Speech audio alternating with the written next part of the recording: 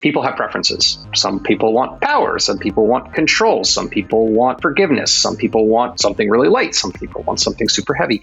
So like, again, as you make this matrix of different variables, like there is no, this is the best paddle and everybody should use it as it should be. People should have the ability to make a choice. Hi, I'm Crystal Brown, your host. Do you have a preference for what ball you use when you play pickleball? Not to mention which high-performing carbon fiber paddle you use? Well, Mike Gottfried, the CEO and founder of Pickle, is betting that you do, and that it's made by Pickle. He's built some great brands in the gaming industry before, and he has his sights set on beating out his competition in the pickleball space. Hear about his latest innovations and the current top sellers.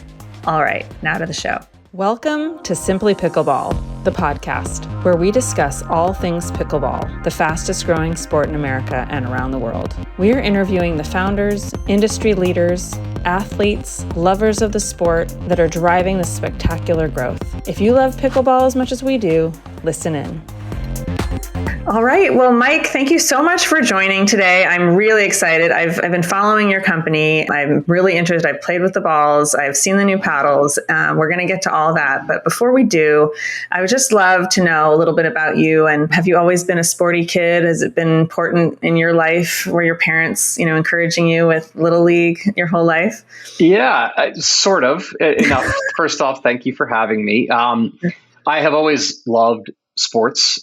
More specifically, I've always loved games. I have always been a game-oriented person. Let that, ping pong, video games, darts, cards, Monopoly. I love to play games and I love to compete in games. Like people sometimes don't want to play Monopoly with me because I play to win. And I look for the strategy. That's a really good distinction, though. That's a really good distinction between, sports and games. They cross over, but I'm glad you made that distinction. Yeah, I have always played a ton of golf in my life. I think golf is an incredible game, particularly at the higher levels, because you're playing your opponent, you're playing the course, you're playing against yourself. Pickleball wasn't always a part of that in my life, but in the last 3 years, it has become my game. It is like this amazing game to get people together. There's strategy, there's athleticism, there's, in-game adjustments, there's winning, there's losing, there's reflection, there's excitement. And so, yes, all of the above. My dad was a tennis player. He put us, my brother, my sister, and I in tennis camps and tennis lessons and things growing up. I never got hooked the way I did on other things. Tennis was more of like a thing I had to do than a game for me.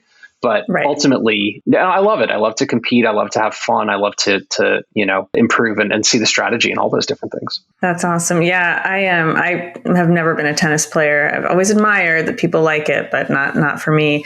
So games has been a really big part of your life, your career as well, right? So your last company had to do with games, and maybe you can describe how you cross those lives. Totally. I mean, for 10 years out of college, starting in 2008, beginning in 2009, when the economy was in the dumps, started a company, with a friend of mine from college, building websites and ultimately these e-commerce sites, and then ultimately marketing plans and marketing execution for e-commerce focused businesses. And that got me exposed to a wide variety of stuff. My next chapter after I was able to sell that agency was to join a company called Control Freak. It was in the video game space. And for me, I had learned in the agency world that when my client or my project was something that excited me, I frankly just did better work and I was more excited to go to work every day. And so despite not being like a major competitive gamer or anything, this world of video games and esports was incredibly vibrant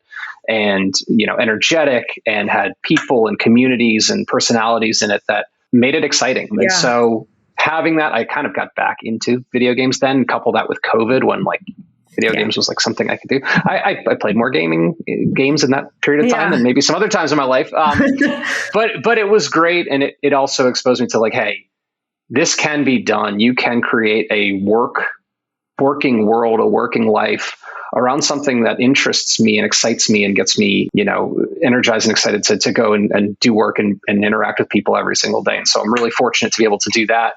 That company sold. And then now we're in pickleball, which again, games, fun, excitement, people, communities. It's great. Yeah, but your background in building websites or e-commerce, that is unique, because whether you're selling widgets or pickleballs or anything, if you don't have that background, it is a harder mountain to climb, because you can really love sports, and you can love building paddles, which a lot of the paddle manufacturers and companies really are excited about the paddles, but to get it to market requires a whole different set of skills. And so it's interesting that you sort of started with those, and along the way, I imagine you've really had to apply what you knew early on. Yeah, for sure. I mean, it's like there's a saying that everybody should work in like the service industry at some point. I think if you're ever going to be an entrepreneur or in any sort of sales or marketing, you should work in an agency setting, because you get exposed to the inside of lots of different businesses, and you can see the good, the bad, and the ugly. And, I didn't have the foresight then. I didn't really know what I was doing, but I would often take either notes or kind of write things down about what I saw on the insides of some of those businesses, not like any proprietary things, but just like, the types of products or how they handled shipping issues or this or that or the other thing. And so by the time I got to, starting what became Pickle, I had this laundry list of ideas and insights, and was able to build myself a framework for what I thought a successful company might look like once things got going. And so that's really interesting. Yeah. That's really interesting, because I mean, even Amazon itself, learning how to advertise on Amazon, how to list on Amazon, whether you need to hire an agency or not, how to get ranked. I mean, that is no small feat. Forget everything else. That is a whole world. And you've chosen to sell on Amazon. We can get to that later. But I mean, did you already have experience with your last company working with SEO and, social media marketing and paid advertising? Yeah, I did. And I had been in it, again, from an agency perspective for a long time, but you kind of keep adding these experiences onto it. And so once we got to the Control Freak era, we had a large and growing Amazon business, not just in the US, but globally. And so, I had to learn with, again, great people around me and a supportive team, how to get a company to grow on Amazon in the US, in the UK, in Japan, doing translations, doing advertising, getting inventory to all these different places. We were running a business within the business. And so we were not exclusive to Amazon, but Amazon's a beast. I mean, I think over 50% of e-commerce transactions now in the US happen on Amazon. You can't deny the fact that it is the largest retailer on the planet. And so learning how to navigate that ecosystem, educating myself, being able to talk the talk and walk the walk too. I've always thought that from a team leadership perspective, right, that I needed to learn and understand what my employees are doing, because it gives them, I don't know, it gives me some credibility when I talk to them and ask them questions and dig into things that they're doing, so they think that, I'm not just coming up with this stuff willy-nilly. Well, also, you can ask the right questions if you know what the end game is, right? Or you can help mentor or steer. So yes, I had an e-commerce business and a subscription box business, and you really learn a lot when you're packing those boxes and shipping them out yourself. So before you got into pickleballs, though, this company, you were selling golf balls, or maybe you still are selling golf. Yeah. So I kind of mentioned this before, but when Control Freak was sold, I got kind of set free to figure out what to do next. And I had this vision. I had this sort of log of ideas. What I did first was I created a framework for what I thought the business was going to be. I sort of said to myself, I've got all this experience. I think I'm pretty good at this whole digital marketing thing, this e-commerce thing. I don't have a product. If you give me a product, I will figure out how to build a brand around it. And I obviously decided to start looking first at products in spaces that I was interested in, games, sports, that kind of thing. Right. I played a ton of golf through COVID, and golf balls fit into the framework that I was looking at. Very shortly after I launched the golf ball company, I started playing pickleball, and I thought, well, if we can do this with golf balls, we can do this with pickleball. Fast forward like 6 months, pickleball is the winner of the two. And I'm like, okay, now we need to focus. We can't do two things at once. The golf ball business still exists as a brand, but the secret is our team is very, very much 99.5% of our time is focused on pickle and on pickleball, while the golf ball business kind of exists in the background. And so for me, Golf Balls Piper is the name of the company. Piper got us to pickle. It was not a waste of time by any means, but you could call it a pivot. maybe an internal pivot as we sort of said, hey, this is the better direction to go for a million different reasons. When did you first hear about pickleball or play yourself? Because maybe that coincided with all of this timing. First time I ever played was, I think now probably 10 or 11 years ago. I'm always fascinated with that because, I mean, in San Francisco, I can tell you, like, no one was talking about it 10 years ago. Well, so we're in Atlanta. It was not in Atlanta. My parents have split time between the mid-Atlantic and South Florida for a long time. And so this was in the winter in South Florida. We were at their club and, my dad said, we're playing pickleball. And he was like, you should come. And I go, and it's a bunch of people between the ages of 60 and 85. And it looked like mini tennis. And we went out there and had a good time. And I remember, kind of hitting it around with my dad again, who was a former tennis player. Like, it was not like anything other than, okay, these people have limited mobility. And so we're just playing tennis on a smaller court. And then I didn't really see it or hear from it, except for maybe from my dad here and there for a long time until really the peak of COVID. It was mid 2020, maybe May, June, July. Everybody was sort of still on lockdown. And we had joined a golf club in Atlanta, and the golf club built 2 pickleball courts. They turned what were their children's tennis courts, these hard court, small tennis courts, into 2 pickleball courts. And I had a couple of friends who, for some reason or another, knew the game. They were like way, way, way, way better than I was at the time. They knew all the stuff that I now know, and we all now know about, about pickleball. Yeah. And so we started playing, and I'm standing in the wrong places, and I'm, not really understanding the strategy or anything like that. But I saw it as this, okay, we're on this lockdown for an indefinite period of time. Like, this could catch on. And I think a lot of people said that, and I think we were right in the sense that it did catch on. But I started playing, then once a month, then it became once a week, then it became twice a week, and now it's, anytime I have free time, I want to play. I know. It's like, oh, I have a free lunch hour. Okay, let's go. But it's a really good point, though, that, during COVID, it started to get well known for all the reasons. But how many business ideas came out of it are also very interesting, because you had to kind of have it in your head and understand, like, wow, there's a trajectory here. And I already have all the skills that I want, and now I can apply it. But so when was that moment when you were like, okay, like, I'm going to pivot or add on or transition and just say, like, I'm going to go full on? And were you like, no question, this is it, I know I'm going to do this? Yeah, there was an education process of, first off, what are the products in this space? Again, I was looking for a product or a set of products to kind of build a brand around and build a business around. So understanding the sort of mechanics of them, the sizes, the shapes, what they were made of, how they were manufactured, who they were manufactured by, doing a lot of sort of, preliminary research. Could this be done? I went to a friend of a friend who was a senior pro pickleball player and took him out to lunch and just like asked him everything I could possibly think of and just unload your brain to me about pickleball. And like, from your perspective, is this a good idea? And he was like, yes, go for it. Yes. I'm telling you, I used to have 3 people to play with. Now I have 30, and that 30 is going to become 300. So that was really cool to see his energy around. And again, like, he was a little bit biased, right? He's been in the sport he was a former tennis player and had been playing pickleball for like 10 years, which that was an eternity, still is an eternity at this point. And so once we kind of identified what the products we wanted to go after were, okay, it's balls and paddles, it's picks and shovels, if you will. Yeah. And got into sort of the sourcing and the economics of it and came up with a brand identity. That was like the go point, right? Like, I could see it, I could visualize it, I could talk about it. And so once I felt the genuine belief in it, then it was the natural thing to be able to say, let's go. So the balls came out first. That was your first product you put out?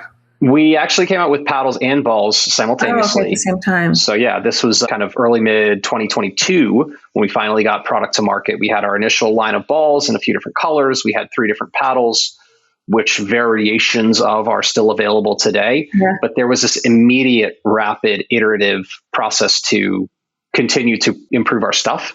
So we came out with the Elite 40 balls about 6 or 7 months later, which are now our sort of competitive balls that are our most popular by far. Right. And then we continued iterating on paddles, and we've come out with a few upgraded and new choices on the paddle front over the last, year and a half. Yeah, I want to dig into all those. When you were coming up with those products, and I don't, there's this saying for entrepreneurs, if you're not embarrassed by your first product, then you've waited too long. So of course it's iterative, right? Like you have to put something out and get feedback. Were you getting feedback right away from players? And constantly? Yep. I learned, and I'm not saying it wasn't without embarrassment. It wasn't wild embarrassment, but we quickly learned, like, there's not one paddle for everybody. Right. There's not 3 paddles for everybody, but who are we actually trying to talk to with each of these different products? Who do they fit? How do we articulate that? Where the first step for us was like fiberglass, graphite, shape, color.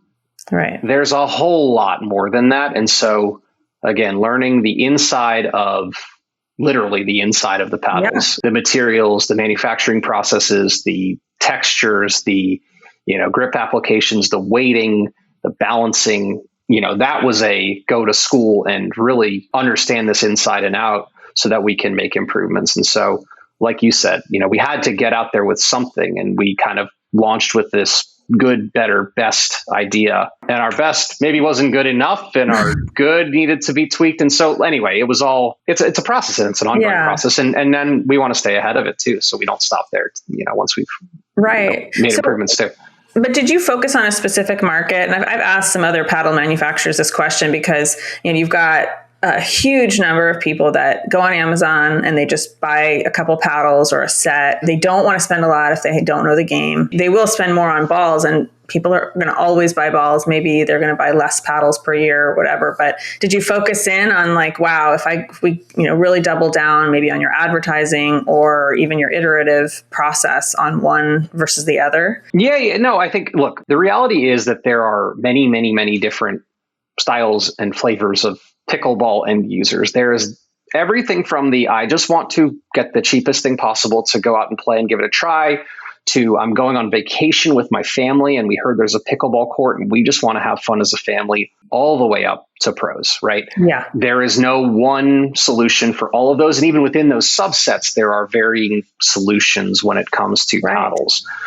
Our take on it was, we are going to do that hard work to make this simpler for you, the end user, to figure out. I think if you look at other sports, other games, there are always going to be the major gearheads who want to get into the deep, deep nitty gritty of understanding what it is that they're using. And then they value engineer stuff, and they're not concerned with, what it says on the package, or, if there's a mission behind the company or anything like that. That's not necessarily our target audience. Now, we want to make great products that anybody at the highest level can use with our, and our newest Pro Series paddles are being used at the highest levels. But our approach was like, let's take a more simplified, more informed, and less convoluted, less dark and technical approach to this, to try to bring some life and some vibrancy and some, honestly, like some magic to the game, where it's a little bit easier to understand. And frankly, when you get out there, it just works, despite the fact that you didn't spend a ton of time researching the start level readings of the, texture of the surface of the paddle. Right. So, no, I mean, listen, I think there's a lot of discussions on Discord and Reddit, and there's paddle collectors, and there's, people who just want to try every paddle, but primarily, again, like, what's the biggest market to go after? And I guess I'm curious, like, for the ball industry, there aren't as many competitors. Everyone needs to replace them constantly. They, some are better or worse for hot weather or cold weather. Why not just like really double down there? Like, why spread your time? Just curiosity. And share what you want. Because it seems to me like there's less competition, even though that's part of my set design, but there aren't a lot of different, good ball manufacturers. And there is a constant stream of purchasing going on. Yeah. We work on balls with more of our time than paddles. And the secret there is it just takes time. There's less infrastructure set up to simply just say, let's make balls. You can buy them from a manufacturer. And so our work has been going and looking ahead to say, okay, we really truly want to make a better ball. And we want to make a ball that performs, or not a ball, but even a set of balls that perform in different conditions, or again, can look, balls are polarizing, right? People pick them up, they look at them, they spin them around. Like, what is this? I missed that shot because the ball. I play with the Dura, blah, blah, blah. So again, we're not going to have a one size fits all solution for absolutely everybody, but we're trying to do it the right way. And so as we go back through my log book of companies that I've worked on in the past, including Control Freak, let's take the time to do it right. Let's set up our manufacturing relationships and our tooling and our processes all the way that we want to. Let's test it in the winter. Let's test it in the summer. Let's test it in between. Let's test it indoors and outdoors and get real consumer feedback. So there's an instinct to rush to market with something. We've got great products out there, but now if we want to really go for the A+ in the ball market, we're taking the time to do it the right way. And are there big differences in balls? I mean, yeah, there are. Oh, yeah. I mean, materials, different types of plastics, different hole patterns. Honestly, the manufacturer's quality, a lot of balls, if you look at them, you'll see pitting, you'll see bubbles inside of the balls. That could be the cleanliness of the tooling or the manufacturing that they're doing. There's little plastic shavings because the holes might be drilled as opposed to molded. The balls sometimes are welded together. Sometimes they're produced as one piece. All of these things can affect performance. They can affect how balls play in different conditions, the firmness, the sound, the feel, the bounce. Little things, even colorants in balls can affect the way that they fly and they bounce and how they feel. And so a lot of tinkering, a lot of testing. That's really interesting because, again, there's a lot of discussion around paddles, and I do want to get into your paddles too, but not as much discussion about what you just said, because the average user just gets a ball. And then eventually I was playing in Hawaii and it was really hot and there was all ages of people. And a couple of them, if you pulled out the wrong ball in that heat, they'd say, no, I'm not playing. I'm not, and then, there was this joke where someone kind of went and switched the balls during the game because they were like, I cannot play with that ball. But, because there is that subtlety, but understanding why there's subtle differences, like you just explained, and even just like how much of it is coming off with all these paddle fiber carbon surfaces, like what's getting stuck in them and like the durability. And, quite frankly, as there's money involved at the pro level and even a lot of the tournaments, there's money on the line. So if the ball can impact or it's cracking really easily, or, I imagine the stakes are a little higher to create a great ball. Yeah. Yeah. The stakes are high, and every manufacturer or engineer that we've gone to who is not familiar with pickleball takes a look at the kind of market leader set and is like, really? This is the best that somebody has done? Really? Right. They don't know the performance aspects of it, the sort of, feel, bounce, firmness, weather type of stuff. But strictly from a manufacturing standpoint, they're like, this is pretty bad. Yeah. And so that tells me, okay, at least on that front, there's some improvements that we can do, which will impact durability, which will impact, performance in different climates and heat and cold and that type of thing. So from those very early meetings, it was really exciting to me to say, hey, there's something to be done here. And I think that's echoed across because there isn't a perfect ball out there. And again, we may not be able to find one ball that fits them all, but we're not going to make 10 of them, right? We may end up with 2 of them, and it might be for hot or for cold or something like that, but we'll find the right solution and we'll make it simple. Yeah. So in tournaments, I haven't played in a lot of tournaments, but is there generally a ball that gets picked and that's going to be the tournament ball? And does that go all the way up to the PPA and MLP? No. Again, the highest level players, including the PPA, MLP, APP, they have a preference for like a very firm, fast ball. As you move down to 3.5, 3.0, 2.5, those preferences can change pretty wildly, right? And there are tournaments that are played at the 3.0 level. In fact, the biggest, fattest, meatiest part of the pickleball pyramid is between 2.5 and 3.5. And so there's something to be said that what happens at the top of the pyramid flows downward. Right. But at the same time, in other sports, like in golf, right? I can see the driver that, Rory McIlroy is playing with it, but the reality is that's not for the everyday golfer. And so I think there's some of that too in pickleball, that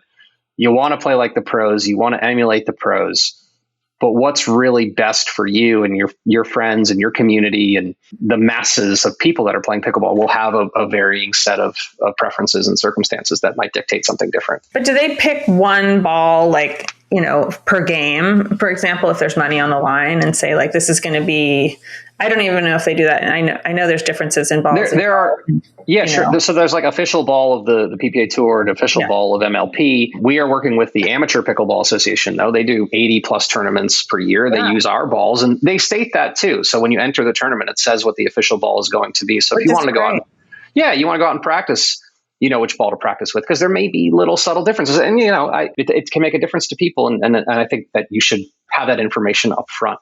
So again, there's no like absolute consensus across every single organizing body about but I think knowing that the tournaments often pick an official ball per tournament, it's motivating to try different balls to see like, do you feel the difference? And you really can tell the difference often, or that first learning curve where you're like, I think this is an indoor ball, and you're playing on outdoor, right? Like everyone has that experience. Like I can't hit an indoor ball outdoors. Like this feels horrible. I don't feel like playing. And I talked to Lee Waters recently, and she was telling me that during COVID they actually played less. They were sort of in a bubble, and that when they came back after the game had just sped up, there was more lead tape, there was the ball, everything was just really fast. And so I think that also trickles down, where the game is getting faster and faster, and therefore the balls that people want to play with to keep up with that game, to make sure that they can really hit those shots, it's super important. So let's transition into paddles for a second. Yeah.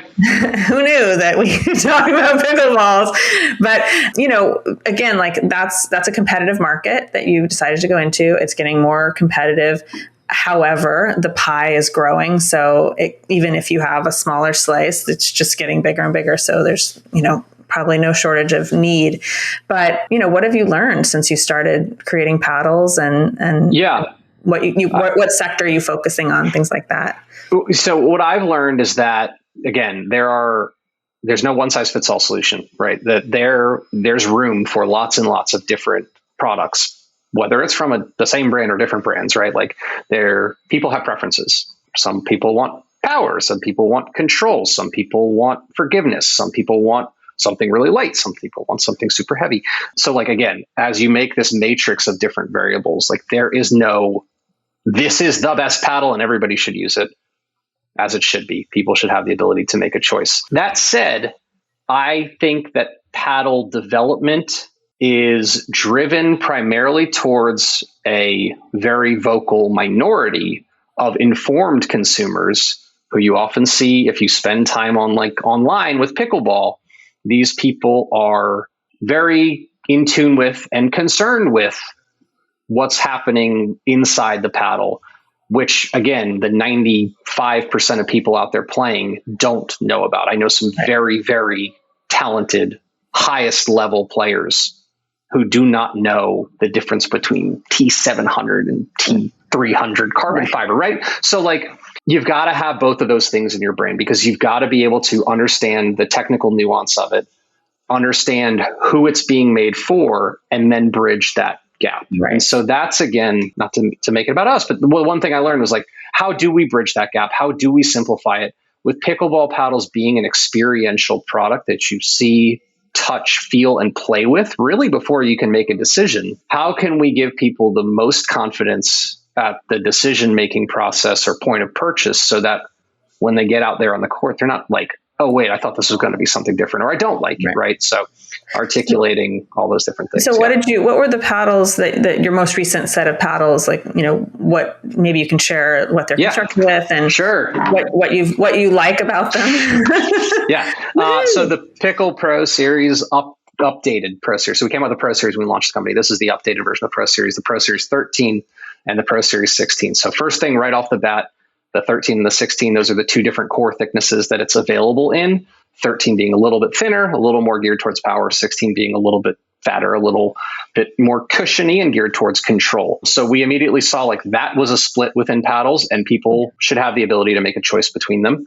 The second thing was the surface material. Again, we had fiberglass and we had graphite or carbon, but a lot of the highest level paddles were using this raw carbon material. And so this is a Toray T700, which is a really great manufacturer of high quality carbon fiber that's used to make the surface of the paddle. That has texture benefits for spin, but it also has sort of pop and power benefits to it. And then the manufacturing process that it's made with, using sort of a heat press to make one piece. So if you were to take this edge guard off, it's one piece of carbon fiber all the way down into the handle. Reduces vibration, allows for like a little more solid hits on the sides of the paddle if you don't hit it dead square in the center. And so that was a decision we made there. We changed the dimensions of the paddle. We made a longer handle. People said, I like a two-handed backhand, or I like a little bit of a tighter face. Again, choices, ideas, different things. You could go either way. I've seen handles that are longer. I've seen handles that are much shorter, but we made a decision on that too. And so like we spent a lot of time researching, talking, tinkering, sampling, resampling, getting feedback. And so not to give you too much insight into the process, but we wanted a lot of user feedback that didn't come from ourselves too. And so going out to communities of players and getting people who were informed, but informed enough and not too much to go and play with it and be able to tell us what they liked, what they didn't like, what they felt, how they would change something, even in the most, sort of vanilla terms, not the ones who would say, well, I would change the way that the sheets of carbon fiber are laid on. Like, we didn't want that feedback. That feedback we can work with an engineer on. So that was the process, and we're really proud of it, really excited about it. I love the green, by the way. I'm just such a fan of that branding. Branding matters, and I think it's awesome. It does. But, even when, I worked at a lot of tech companies and e-commerce businesses, and I've raised money with investors, which I want to get to, but they always ask, how do you get customer feedback and what are the customers saying? That is the first thing an investor wants to know, is like, how much time have you spent? Because you can't. At first, you might build something that you are interested in, but eventually to scale, as you probably know, it really has to resonate with the consumer or the customer, and they don't always have the same perspective. Often you get surprised where you're like, I had no idea that this, that color gray button on the website is hard for you to see. Like, it just didn't even occur to you, right? So it's great that you went out and got customer feedback. And how are they doing now? Like, how are you getting good feedback? Yeah, they're doing great. They're, our best selling paddles on our site, not to mention Amazon and the rest of our retail locations. And so, it did tell us, hey, we were right that there is this sort of, the top of the pyramid does impact downwards. And I think that the game has gotten to a point where it's matured that, yes, there are tons and tons of new entrants, first time players, and, very casual players who I mentioned might, play on vacation with their family. But now that there's more people in the space and they're ready for the next piece of equipment, a budget level of, approximately $150 for something that they can use for 6 months to a year or more, starts to be a little bit more palatable than, maybe a year and a half ago, where people were trying it for the first time and the price points were like, oh my God, like, is that really what I have to spend to get a good one? Yeah. I was playing at a park down in Newport Beach, and this guy pulled out a paddle that was $333. And I liked it, actually, but I was like, God, that just seems like we've really gotten to, way higher than I would expect I'm a recreational player and like to play and I'm competitive, but and also I'm curious, how long do you think paddles really will last? I know it depends on how much someone plays, but the more people, people just, like we said, play as much as they can, as long as they can. So what's our expectation? Well, two things in that question. First off, price points. Price points do matter, and price points are all over the place still. And I do think that probably does tie back to, yes, the paddle itself, but also the brand and the experience that people want to have. Some people want to buy a Ferrari because they want to have a Ferrari, and it may not be the best race car on the planet, but it says something about who they are, right? And I don't know race cars, so like maybe it is the best race car. I don't know. I don't either. But I definitely know what it says about who they are.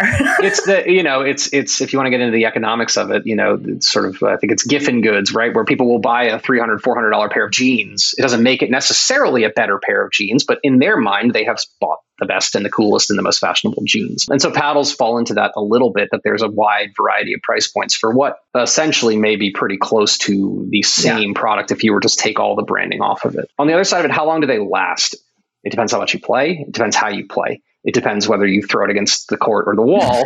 I think it's pretty reasonable if you play twice a week, every week, that you would want to get a new paddle between 6 months and a year. And I think there's a couple of things that go into that, which would probably be first and foremost, just general durability. Did something crack on the face? Did you play with it in the cold? Right. Was it too hot? Did you leave it in your car? We haven't had like the manufacturing issues that I know some other brands have had with delamination and those types of things. And so again, as we went through our kind of initial product development process, we want to make sure that there weren't defects to it. Right. The second thing, like the surface can get smoother over time. And if you are super concerned with having like absolute maximum grit and spin on your paddle, like a paddle that is 8 months old will simply be a little bit more worn down than one that's fresh out of the box. Now, right. The carbon fiber we use is the highest quality. The tensile strength is very good. And so it does last longer than some competitors out there. And the other part of it is that the interior, that polypropylene core that like literally every paddle has, right? It does compress over time and can get a little bit softer. And so again, if you lose pop on your paddle over time, there's something scientific behind that. And again, like that depends how hard you hit the ball as a player. Are you slamming every single thing you can find? Are you playing with a super firm ball in super cold weather?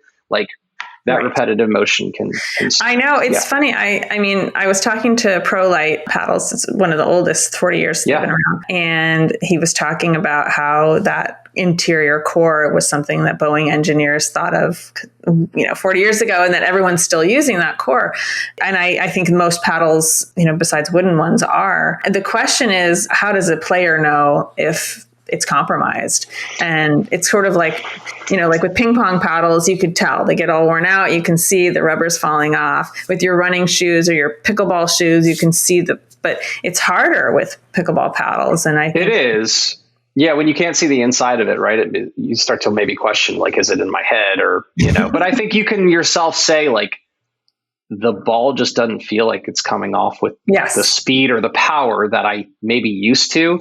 I've not changed myself, at least that I'm aware of. And so maybe, it has been time, and you ask yourself, like, how long have I had this? Or even to grab one from a friend and just say, like, how does this feel to you? Or you take theirs and say, how does this feel to me? So it's never going to be perfect. There's not like some way that you could look inside. We haven't developed like, what was it? The toothbrush, the toothbrush strip, right? That'd actually be a good one. That was like, okay, it's time to replace your toothbrush. Time to replace your paddle. So I do think you have to ask yourself, like, how frequently do I play? And frankly, how much does it matter to you, right? Like, do you need absolute optimum peak performance every single time you play? Ben Johns changes his paddle every 2 days, he said. So like, there's something to that. Other people, like, they've probably been using the same one for 5 years and they can still get the ball over the net. That's a really good point. I mean, it really depends on what your desire is, and just that there is an expectation that that over time these materials are not going to be exactly how they were when they came out of the box, and that's really up to you. I imagine, So I think that's good, and for people that really like different types of play. I mean, I've played with really competitive groups of 4, and then I've played with more casual, and and sometimes I do like to switch my paddle up just to kind of feel differently about it. And also just because I like to try different paddles.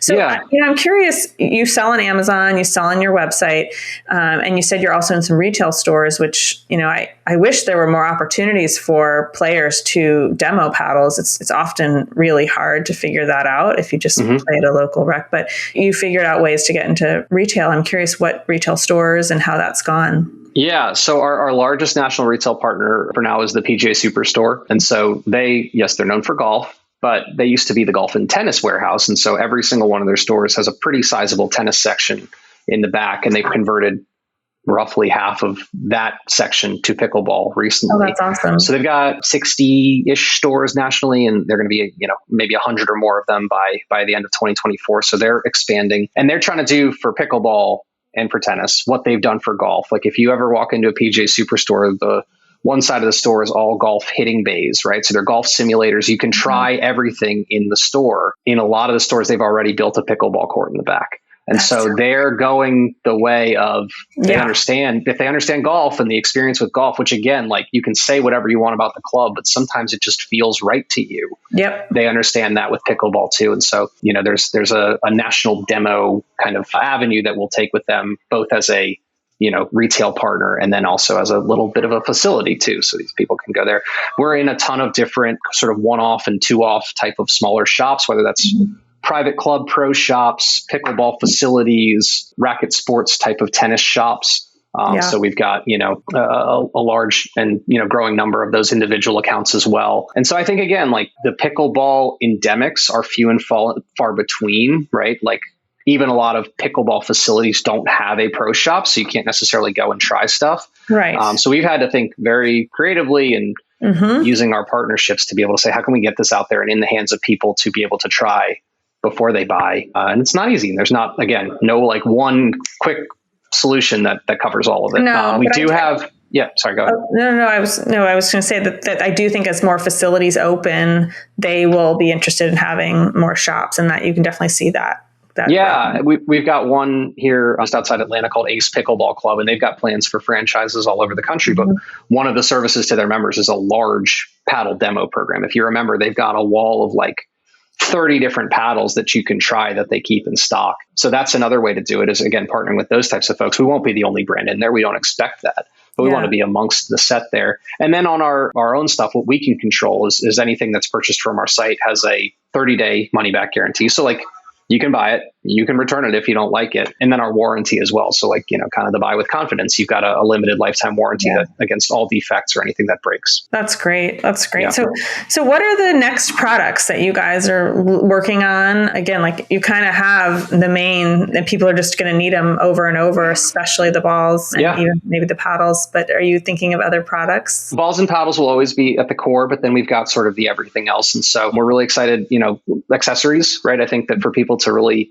live the pickle lifestyle, there's a lot of other things we can offer: bags, paddle covers, other accessories, hats and clothing, right? We're not a clothing company, but there's branded apparel that, people can again live the lifestyle there. And then we're looking at a lot of other smaller accessories that maybe go along with it. We launched this past year our paddle weights, which are the stick-on weights that can add different weighting to your paddle. And again, we make our paddles a little bit lighter because you can always make a paddle heavier. You can't make it lighter. And so looking at things like maybe it's, grip tape or edge tape or over grips or other accessories that people are using for the game itself. And, there's no sort of stone left unturned of what we could make. It's our responsibility to say, should we make it? Right. Can we do it in a way that fits our brand, fits our consumer message, and fits our business model too?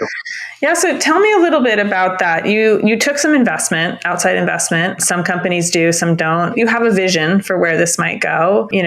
Is it going to be I can't even pronounce this right, but like Titleist, like where everyone has ever heard of it? Or, it could also be a great brand that grows and you get profitable and you have spend time with your kids and your wife. And there's different paths you could take for the brand. And I'm just curious what vision you have for that. Yeah, I got my investor. He's my advisor. He's my friend, but he's also my sort of like business role model. He has this mantra that you take care of the business so the business takes care of you. And so like right now, my focus beyond any 7, 10, 15 year goal is to take care of the business so the business can take care of us, in the sense that we won't have to worry about, do we have a future? We won't have to worry about everybody's got to go out and get a new job. We want to turn, this entity into something that can be sustainable for the people who have put their time and energy and effort and money and other things into to have it succeed. And so I would say like, that's the simplest answer, is take care of the business so the business can take care of us. What that means in the future, profitability, great, sort of sustaining in perpetuity, like that could be the option. And if you're taking care of the business, like that should yield a great outcome. And then who's to say what could happen, right? There may be consolidation in the pickleball world. There's a bazillion brands and there's only, I don't know how many can survive and exist, or maybe they all can. So that's a little bit of a wait and see. Yeah. And what about internationally? We touched on that a little bit before. I know that it's growing internationally into Europe, into parts of Australia, certainly Asian countries, South America. How interested are you in you've done that before, right? Yeah. You've completed that before with your last company. It's exciting. It's attractive. I think we live here, we work here. It's easiest to do business here. But when there's not restriction on us doing business elsewhere, like we're going to look at it and we're going to evaluate it and we're going to go to those places. And so we launched first on Amazon Canada, and now we're in Australia and the UK, English speaking countries first. I think that both from a marketing perspective, but also from like a cultural impact perspective, right? Oftentimes what happens in the US spreads to English speaking countries first. So we're going to continue to grow internationally and do what we can there. And we can't force the game to necessarily grow in those places. But if it's starting to show traction, and there's not, a business reason to not exist, we'll be there. That's what I've heard, that it really is taking off in a lot of those countries. And I know that with Amazon, they do make it easy actually to start growing, but then on your end, you have to figure out how to market. So it's just sort of spreading your time. And I think that's the entrepreneur's dilemma. Like, how do you stay focused and then add in as you can? Yep. And any other things on the horizon? I know you guys got a little bit involved in collegiate pickleball, which I am super excited about. I think that's sort of a marker for the sport when you have college kids playing it. I think, that's a great one. We launched just about a month ago our Pickle on Campus program. And so we're partnering with sort of the on-campus clubs, right? There's not varsity teams yet. Yep. And so a lot of these are driven by either club sport or literally just a club of people who have gotten together through, a GroupMe or some other app to go play pickleball on campus. So equipping them with, the equipment that they need to get a club started, paddles, balls, some accessories here and there. And then, again, doing whatever we can as a brand to support their growth. We're talking about doing things like a college invitational tournament and inviting some of those clubs to Atlanta or somewhere else in the Southeast and doing a little, not SEC, because we're not part of the SEC, but like SEC championship or something like that. And so this is the future of the game, right? Like it's a cliche, but like, these people are our future. They are the future, right? and pickleball is growing, and the participation is growing and is getting younger by the minute, it seems. Do your kids play? My daughter, she's 7, she plays. She loves it. My son, who's 4, he can swing it, but he's not really hitting the ball over the net yet. We'll get there, but they love it, and they frankly want to play because mom and dad are playing too, and it's. So being an entrepreneur and being busy and running a company, and I know from my own experience that there's always more to do.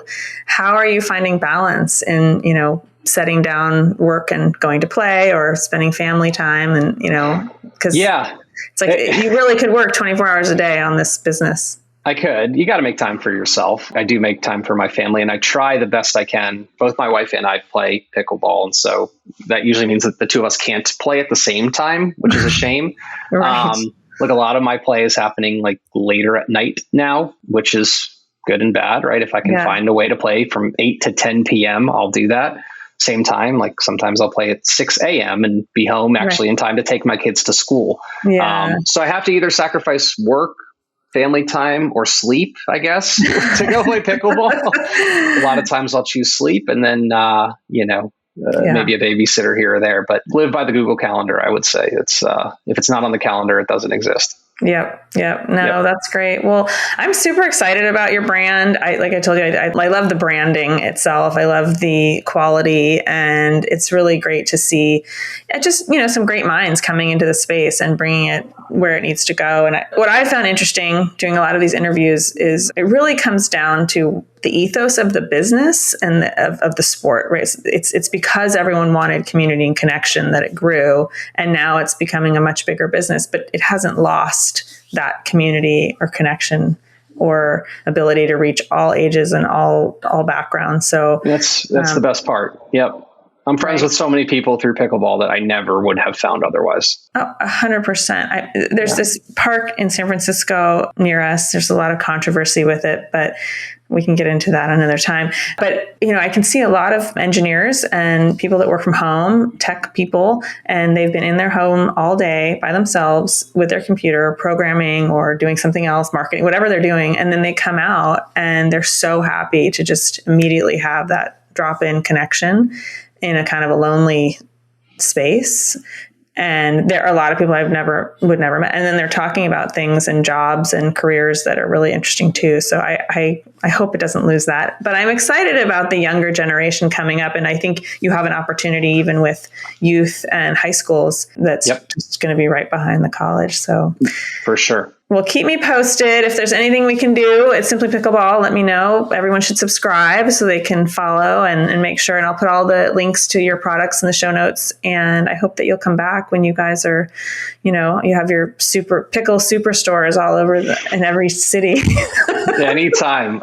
Even before that, I'd be happy to chat again. So thank you again, Crystal. And I appreciate you having me on. Yeah. Awesome. Thank you, Mike. All right.